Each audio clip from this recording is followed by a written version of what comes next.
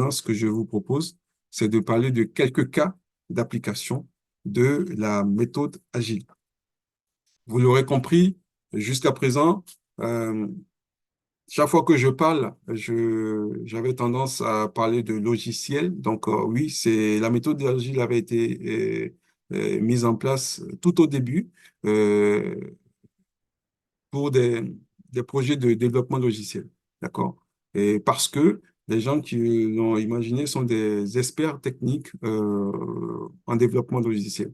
Alors, euh, comprenez que la méthode agile est particulièrement adaptée à des projets où, au début, il y a une certaine incertitude.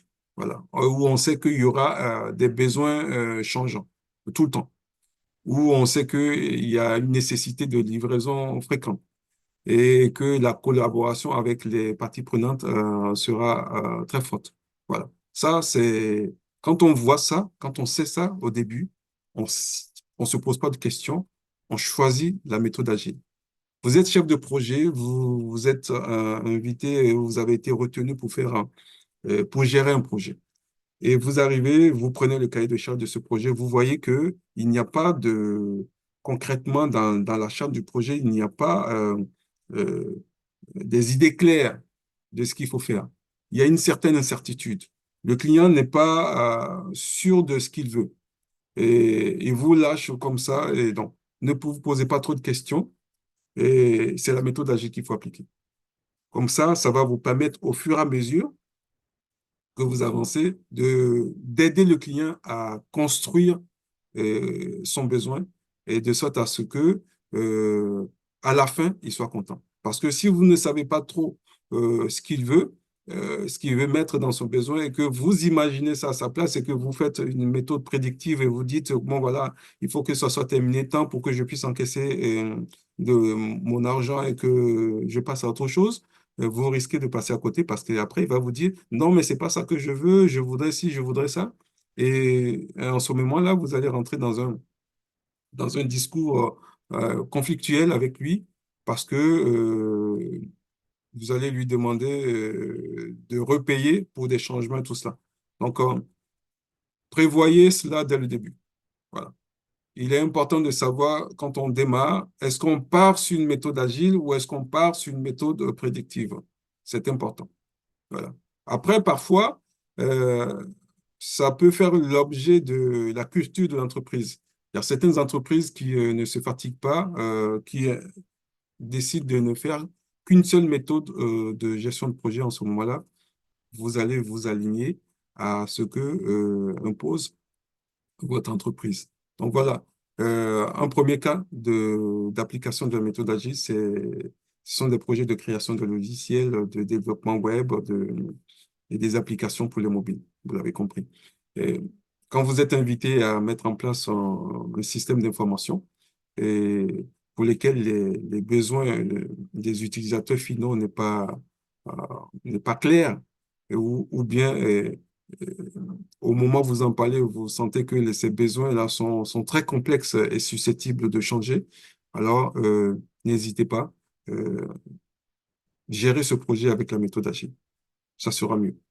Et pareil pour tout ce qui est produit d'innovation ou tout ce qui est recherche et développement. Quand vous avez ces genres de projets à gérer et où la vision du produit final peut évoluer au fil du lot, au fil du temps, euh, par le retour d'expérience de gens, n'hésitez pas, ne vous posez pas trop de questions. C'est la méthode agile qu'il faut appliquer. Et, et aussi, par exemple, pour un projet de formation en ligne où euh, vous ne savez pas encore quel serait le contenu, quel serait le profil des participants et tout cela, vous y allez et mollo mollo, j'ai envie de dire, utilisez la méthode agile pour, pour parfaire un peu votre plateforme d'éducation en ligne. Parce que euh, les besoins pédagogiques peuvent évoluer en fonction des gens ou des participants auxquels vous aurez affaire. Voilà un peu quelques éléments. La liste, elle est longue, mais je souhaitais vous partager un peu ici euh, quelques types de projets sur lesquels vous n'avez pas à réfléchir et vous êtes, euh, entre guillemets, contraint à utiliser la méthode agile. Alors, je vais finir par conclure sur tout ce que je viens de dire. Comprenez que il est important de savoir que bien que la méthode agile puisse être efficace dans de nombreux contextes, euh, sachez que chaque projet est unique et la décision d'utiliser l'agilité ou pas doit être basée sur une évaluation bien profonde, approfondie des caractéristiques spécifiques du projet et du besoin des parties prenantes. Voilà. Je vous ai partagé tout à l'heure un certain nombre de caractéristiques liées à la méthode agile. Euh, Ce sont des choses que vous devez garder en vue pour voir si vous allez pratiquer, vous allez mettre en place une méthode agile pour votre gestion de projet ou pas. Voilà. Donc, il est important de faire une évaluation du projet, de, du niveau de connaissance ou de certitude du besoin avant de décider si on va vers la méthode agile ou si on utilise plutôt la méthode prédictive. Voilà. Je pense avoir fini pour ce qui concerne la présentation d'aujourd'hui.